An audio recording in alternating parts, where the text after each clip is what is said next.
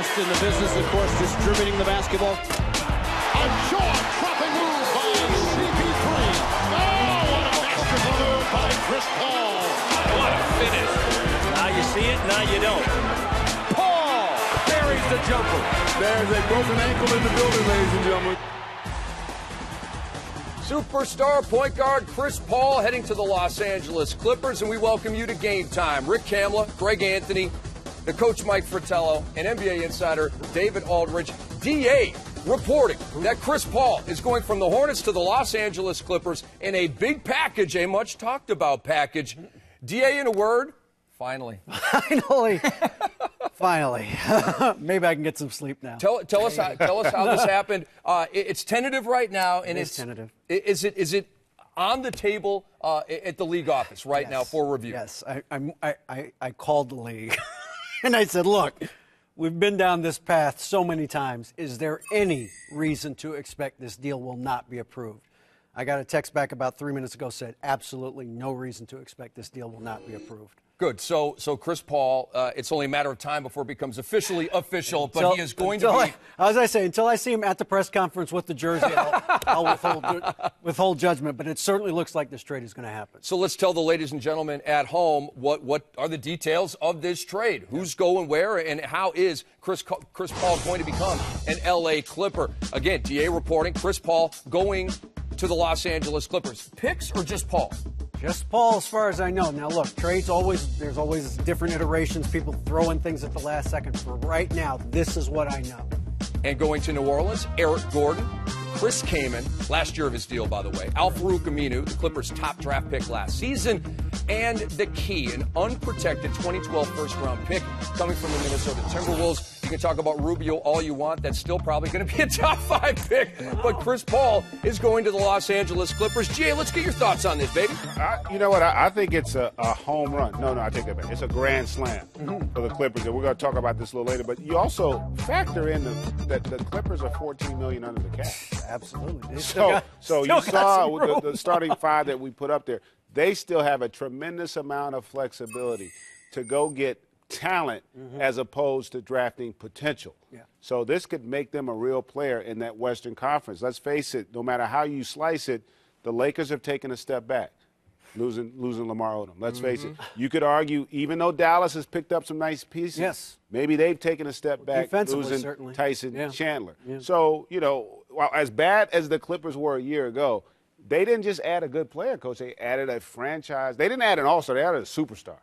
Well, to me, Chris Paul, you could argue he's the best point guard in the league. In his prime. You could throw Portland into that group of teams that maybe have taken a step backwards. Right. With some of the Denver. things that happen with them All right these now. teams. Denver. Okay, so now, that's what happens generally. You try to build a team, okay, and you try to keep your nucleus together and then change the surrounding pieces, those 9, 10, 11, 12 players, 7, 8, 9, 10, 11, 12 players to complement the starters. And too many times they give up too soon on them. They're not willing to stay the course.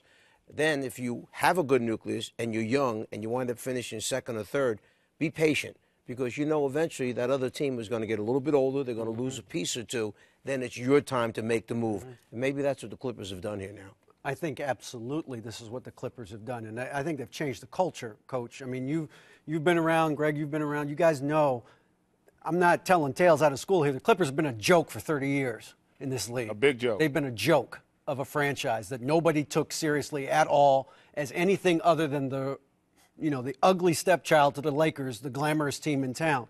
And now, finally, the Los Angeles Clippers can stick their chests out a little bit and say, it's our turn, it's our time. Having BG wasn't enough. Having the slam dunk It was a great start. It was a great start. Getting Paul to you stamps that we're no longer the Clippers that you knew were a new Clipper team. Certainly think this should be a different team going forward. Now that you have the hardest position to fill in pro basketball, the point guard fill, and you have a dynamic star power forward that people want to come see, that people will spend money. They have sold 1,000 season tickets in the last week just on the rumor that this deal was going to get done. Okay, so fans understand what's going on here. They bring in Caron Butler, a true professional in every sense of the word. to play small forward. You re-signed DeAndre Jordan, who's an incredibly athletic center with a lot of potential. You throw those out, you got Mo Williams still there. They kept Bledsoe, the young point guard. They've got a real dynamic team now that people are going to have to pay attention to. Hey, Dia, you mentioned, I was just going to go there, but you hit on it right away. There are two franchises that when I think about their fan base, they just jump out at you. Regardless of what happens during the season, they're there. Mm-hmm. They're great fans. They keep showing up.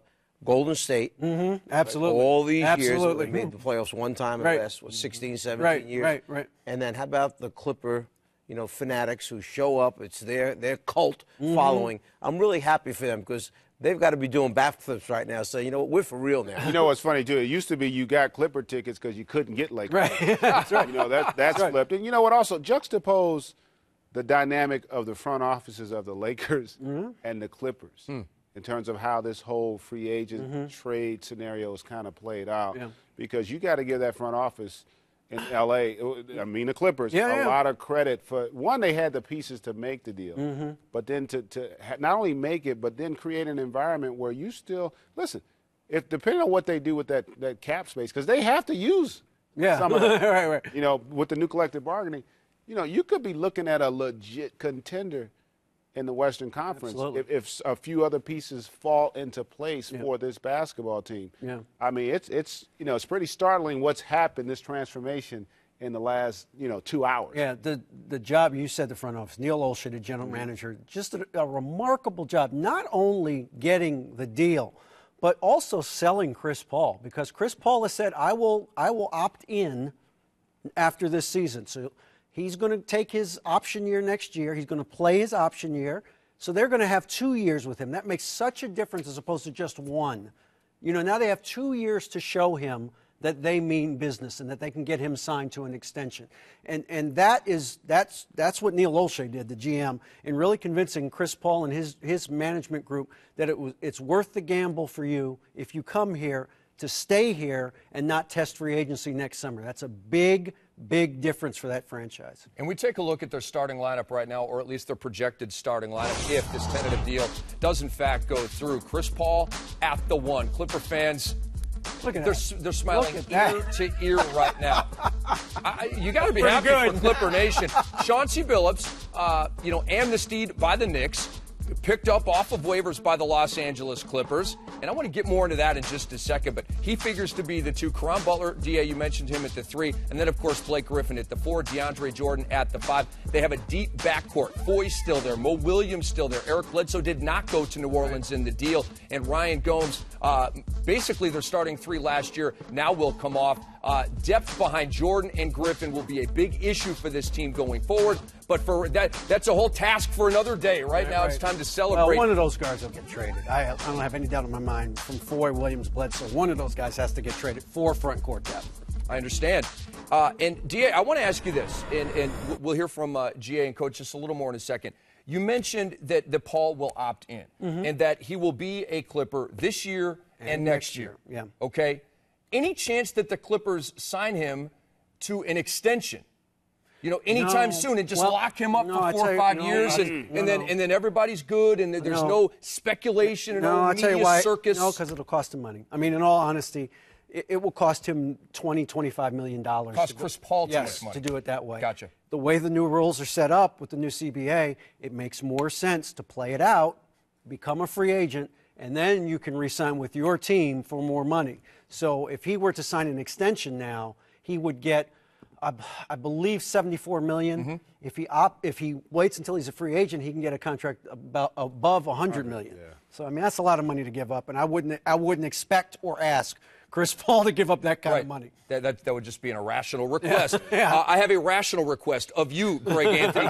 Do you think Chauncey Billups at the 2 is a good mesh? Do you think it works with Paul at that 1 and 2? And do you think he can guard 2s around the NBA? Do you like Billups at the 2 if that's how it works out? Chauncey will be fine. The thing about Chauncey and the advantage the Clippers have with him is he's an excellent basketball player. A lot of times in our league, and Coach knows this, we have what I call basketball talents and basketball players. And when you want to compete as an elite team, you need good decision makers out on the floor. And so the fact that he understands how to play team defense. Remember, he's got 2 excellent shot blockers back on that front line. They're going to be deterrents in and of themselves. And Chauncey will do enough of a good job in terms of his positioning out on the floor and understanding what he can do and cannot do at this stage. Chauncey won't be a liability defensively. Plus, he's going to be a tremendous presence in that locker room. As a veteran who's won a world championship, been an MVP of the finals, you know, there are so many positive attributes that Chauncey's going to bring to the table for the LA Clippers, Coach, that will help, I think, expedite the growing curve, the learning curve for both DeAndre and Blake as they continue to excel and become great players. I'd actually rather see Chauncey trying to defend 2 guards than quick point guards right now who are going to come at him, attack him off the dribble. He can get into a 2-guard with his body. He's smart defensively. He'll take things away. And the guy that came to my mind when you were describing Chauncey was, I'll go back, throwback guy, a little bit of Joe Dumars as far as a guy who knows how to play. Right. He's starting 2-guard. Well, he's a little bit undersized. That's okay. He's got toughness about him, and he's smart. Yeah, we need him at the point guard spot. He can run the show. He can make a play and let Vinnie Johnson come off the bench and score a lot of points. Right. You know, a lot of people don't talk enough about your ability to make good decisions on the floor. You know, when you play the game with smarts and IQ, it makes you bigger. You know, if you're undersized and you play smart, you play bigger. You know, and he understands. It's just that anticipation he's going to have out on the floor, understanding who you are as a player. You know, that's why coaches always love veteran players, because they play to their strengths. Young players always play to their weaknesses because they're always trying to prove to you what they can do. You know, if you come out of school and they say you can't shoot, what's a young player going to do, Coach? He's going to come in and shoot. He's trying to prove he can shoot. So he can shoot. Veteran guy can't shoot. He ain't going to shoot. He's going to play to his strengths. And so having guys who understand that about themselves, that helps make your team better. That's how you build trust, because now when I know he's going to make good decisions, I'm not afraid to go to him, give him the ball, because I know he's not going to make a negative play.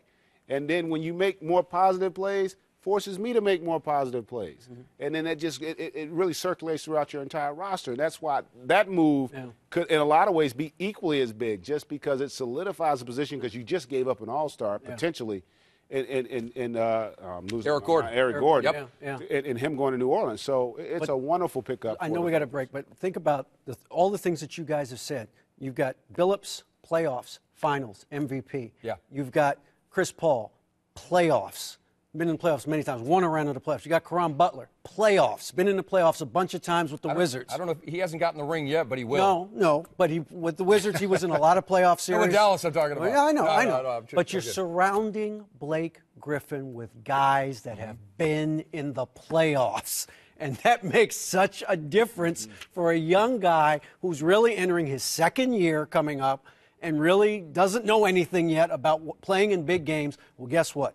Clippers, they're going to play in a lot of big games now going forward. And to have a bunch of guys. nationally televised games. Hey, Dave, you left one word out. You surrounded him with veteran guy. You surrounded him with character. Right. You Right. surrounded him with character. So here are guys that will sit down with him, and he has a tough night or he's doing something he shouldn't be doing out there. They can get him and talk to him the right way, and he'll respect them and listen to them. You know, it's also a big win for our league.